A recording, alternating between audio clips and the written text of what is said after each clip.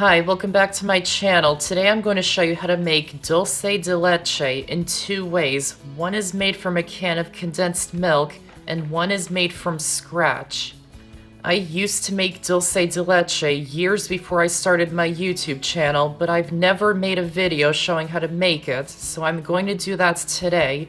And I'll be posting some videos using Dulce De Leche soon, so let's get started. To make it using a can of condensed milk, first take a can of condensed milk, peel off the label, place the can into a large pot,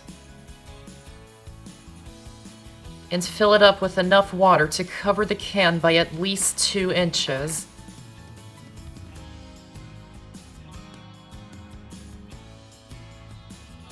Then turn the can on its side. This is to stop the can from bouncing around and making an annoying noise as it's heating in the water. Place it onto the stove over high heat. Place the lid on top of it and heat it until the water comes to a simmer, but not a full boil. Once it's bubbling, turn the heat down to medium-low to keep the water at a steady simmer, and it needs to heat in the simmering water for 2 to 3 hours. For a lighter caramel, heat it for less time, and for a darker caramel, heat it for more time.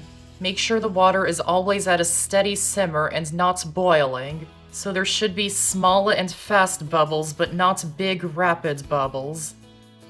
And you need to check on it occasionally, because if too much of the water evaporates and it's not covering the can, it can explode, which is very messy and dangerous if somebody's nearby. So you need to check on it every 30 minutes and top it off with more water so it's completely submerged.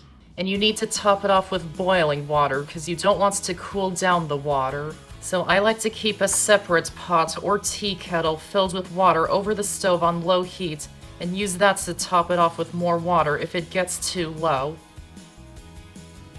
As long as the pot is covered with the lid, you shouldn't need to top it off with more water as often, or maybe not even at all, but it's always best to check on it and be prepared just in case. After it's been in the water for 2 to 3 hours, you can remove the can from the water and set it aside until it's cooled enough to handle. Once it's cooled, you can open it up, and you have Dulce De Leche made from a can of condensed milk. To make Dulce De Leche from scratch, in a large saucepan, add in the whole milk, sugar, salt, and baking soda. Place the saucepan onto the stove over medium heat. Stir to combine the ingredients, and heat it until it comes to a simmer.